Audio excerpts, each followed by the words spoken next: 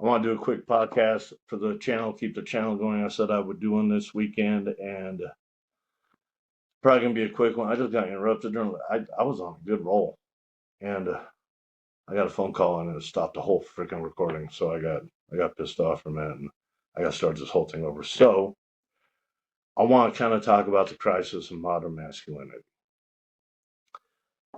A while back, the world, and it seems like most of society, had decided that masculinity was a bad word. When when society decided, not all of us by any means, when society decided it was a bad word, things changed. We stopped having any positive role models.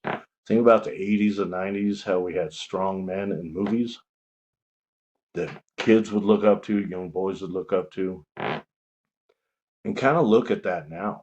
Look at the difference between 80s, 90s, maybe early 2000s, and right now. So, take for instance the Thor movies.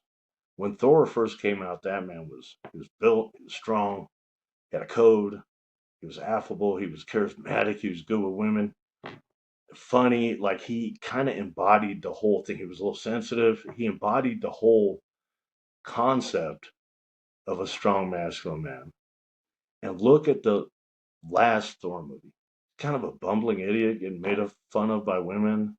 Like the whole thing went fucking downhill. And so I don't believe we have any healthy masculine role models anymore. And when that happened, there was a vacuum created. There's an empty space there that needed to be filled. The world loves to fill vacuums.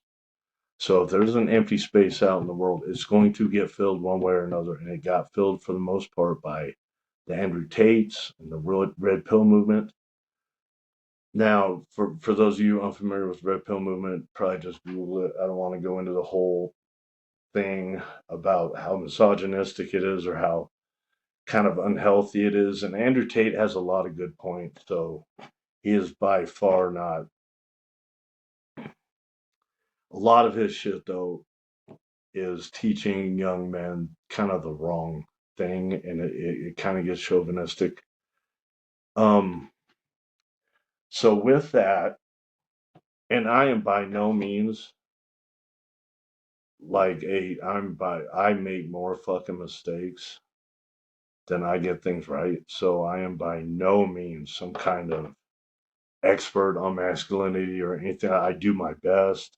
I fall, I pick myself back up. I fall, I pick myself back up. I live by code.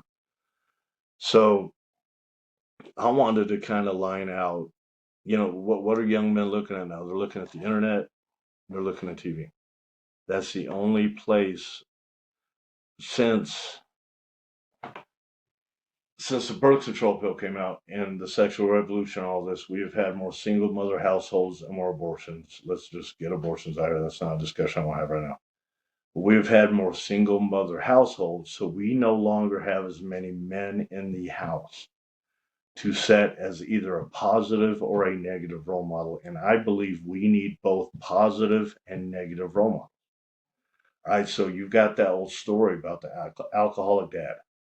He was just a horrible alcoholic. He had two sons.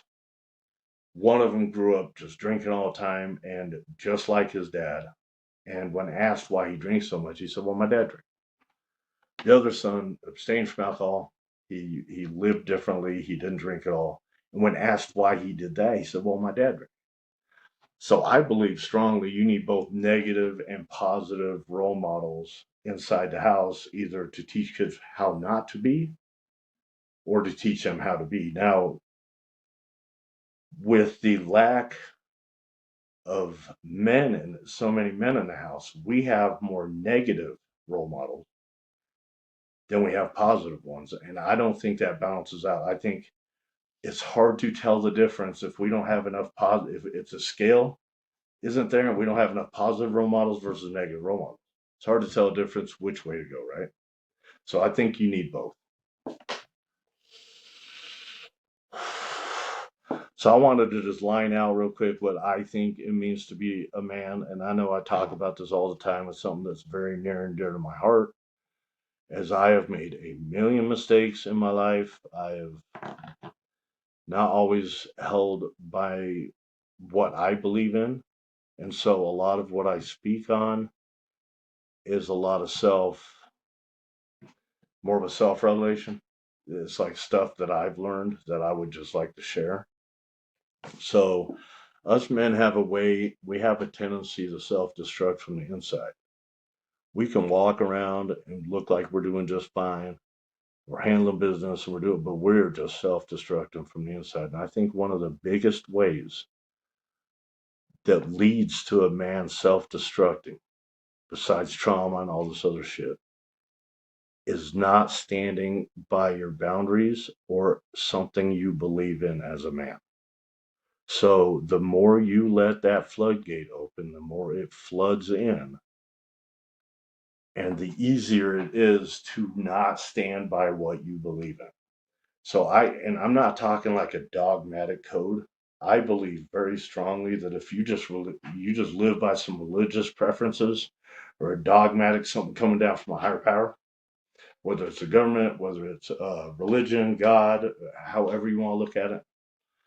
I think if that's all you've got in your life and you don't have a code that originates within you, some kind of moral compass, some way of living, some way that you treat the people in your charge, the way you treat people in your life, the people you love, I think it's easy to walk away from.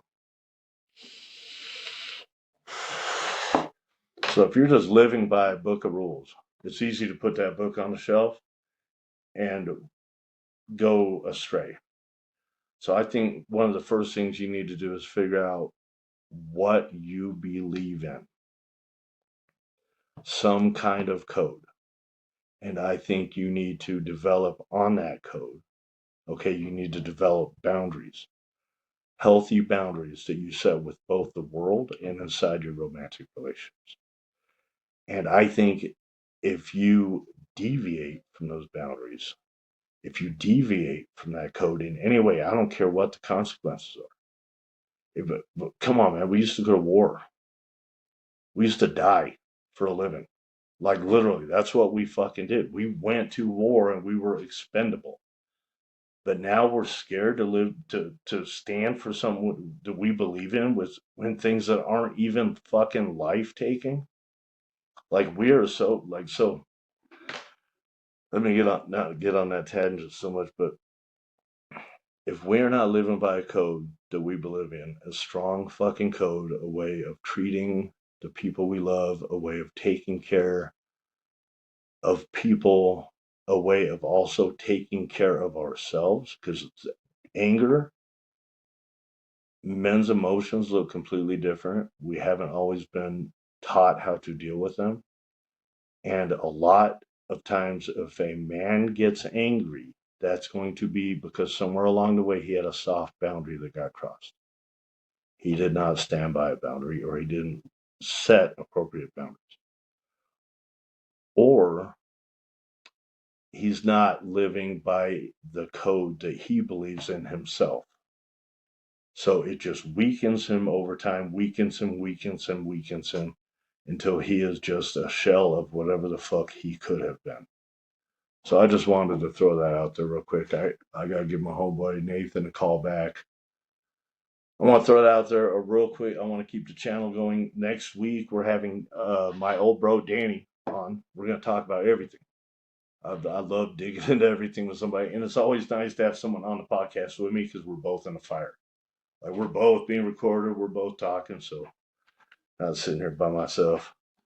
So next weekend, we're going to put out a good 3 a.m. Pillow Talk podcast with Danny. He's in recovery. He's actively in recovery. He's helping other people recover. And he's got a lot of interesting and unique viewpoints on the world that I'd like to dig into. So y'all have a good day. Sorry about the super short podcast, but I wanted to put something out to keep it going. We're just going to call this one a crisis of modern masculinity. Y'all have a good day.